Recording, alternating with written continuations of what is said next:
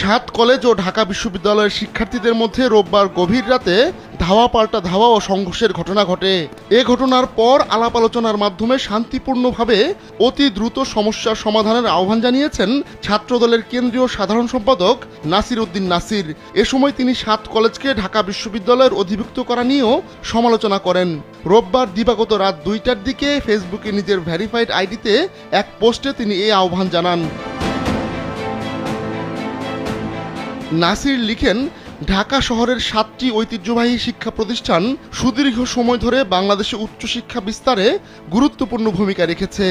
এই প্রতিষ্ঠানগুলোর দীর্ঘ সুনাম ও স্বতন্ত্র ঐতিহ্য থাকার পরেও ফ্যাসিস্ট হাসিনার পদলেহনকারী সাবেক উপাচার্য আরিফিন সিদ্দিক ও ফ্যাসিস্ট হাসিনার আরেক সহযোগী জাতীয় বিশ্ববিদ্যালয়ের উপাচার্য হারুন রশিদের ব্যক্তিগত রেশারেশির পরিপ্রেক্ষিতে লক্ষ লক্ষ শিক্ষার্থীদের শিক্ষাজীবন ও সুন্দর ভবিষ্যৎকে হুমকির মুখে ফেলে এই কলেজগুলোকে ঢাকা বিশ্ববিদ্যালয়ের অধিভুক্ত করা হয়।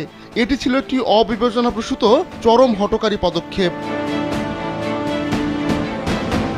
আজ ঢাকা বিশ্ববিদ্যালয় এবং অন্যান্য প্রতিষ্ঠানগুলোর মধ্যে যে অনাকাঙ্ক্ষিত পরিস্থিতির সৃষ্টি হয়েছে তার দায়ভার সম্পূর্ণরূপে শেখ হাসিনা ও তার দোসর আরিফিন সিদ্দিকের।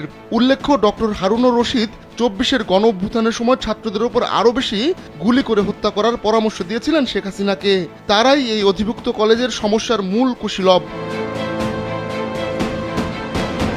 বর্তমানে উদ্ভূত পরিস্থিতিতে শিক্ষার্থী, কলেজ এবং বিশ্ববিদ্যালয়ের মধ্যে আলাপ আলোচনার মাধ্যমে শান্তিপূর্ণভাবে অতি দ্রুত সমস্যার সমাধান করতে হবে।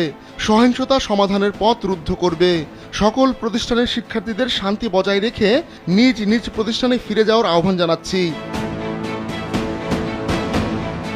ফ্যাসিস্ট হাসিনা রেজিম এই সমস্যার সৃষ্টি করেছে, কিন্তু তারাই এই সহিংসতা উস্কে দিয়ে বিশৃঙ্খল পরিবেশ সৃষ্টি করছে। আপনারা ফ্যাসিস্টদের সেই সুযোগ দিবেন না। ছাত্র জনতার গণ অভ্যুত্থান সহ সকল গণতান্ত্রিক সংগ্রামে আজকের বিবাদমান প্রতিষ্ঠানগুলো কাঁধে কাঁধ মিলিয়ে লড়াই করেছে। আজ আপনারা নিজেদের মধ্যে দ্বন্দ্ব সংঘাত সৃষ্টি করে ফ্যাসিস্টদের কোনো সুযোগ দেবেন না। সব ধরনের উস্কানি এড়িয়ে চলুন।